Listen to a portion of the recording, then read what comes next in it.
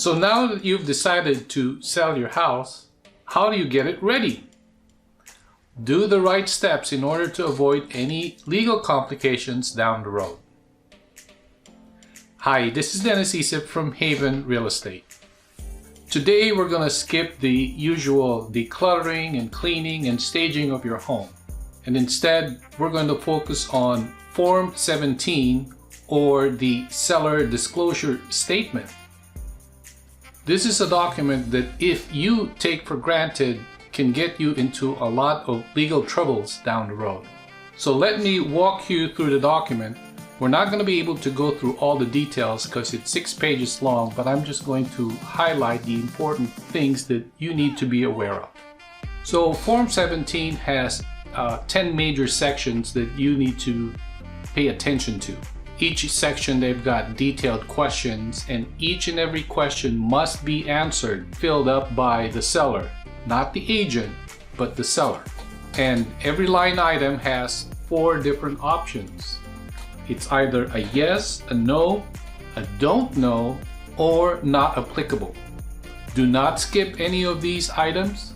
So each and every one of these questions must be checked or answered appropriately. First of all, you need to disclose whether you are occupying the property or not. Then the first section is the title.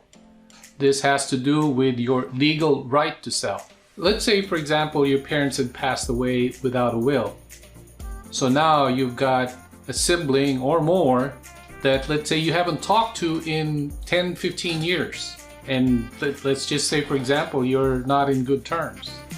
Well, by law, they need to consent to the sale of the house. So next, section number 2 is water.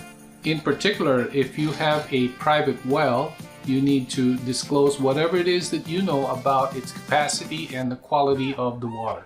So this section will also include any irrigation, if applicable, as well as outdoor sprinkler system. Section 3 is about the sewer system, whether it's public or on-site. You need to disclose whether there are any problems with the plumbing associated with the sewer. Section number 4 is structural, which among other things includes the roof and whether or not you've had any leaks within the past 5 years. In addition, you've got all these check boxes with respect to any structural damage that you are aware of, with things like the foundation, the chimney, the slab floors, the windows, etc., etc. And moving on to section 5 are the systems and fixtures, which includes your electrical system, the plumbing system, as well as the heating and cooling system. Again, you need to tell the potential buyer the condition or the state of these systems, whether or not they're 100% working, or they're partially working, or they need to be overhauled, replaced, or repaired. Then we move on to section 6, which is the homeowners association, if that's applicable, and how much, monthly or annually. The number 7 is about any environmental damages that you might be aware of, whether it's the wind, through flood, or fire that might have occurred, especially here in the inland Northwest. Then what kinds of repairs have you done as a result? You also need to disclose whether your property has been used for commercial or industrial purposes. Personally, I have encountered situations of cannabis grow operations that were conducted in the residence down in their basement. So these are things that need to be disclosed as well. Then section 8 applies to homes that have been built 1997 or older, because it was at this time that lead-based paint might have been used in order to finish your home. So this has to be disclosed if applicable. Finally, section 9 has to do with manufactured homes, so this may or may not be applicable to you. Then last but not the least is section 10, any other disclosures that you want the potential buyer to be aware of that may not be covered in the previous 9 sections.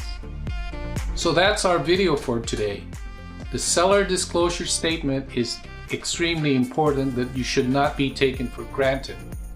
It is one of the sources of potential legal problems down the road, particularly if the seller is not represented by a professional real estate agent. So make sure that this is filled properly by you to the best of your knowledge. So that's our video for today. I will see you in our next edition.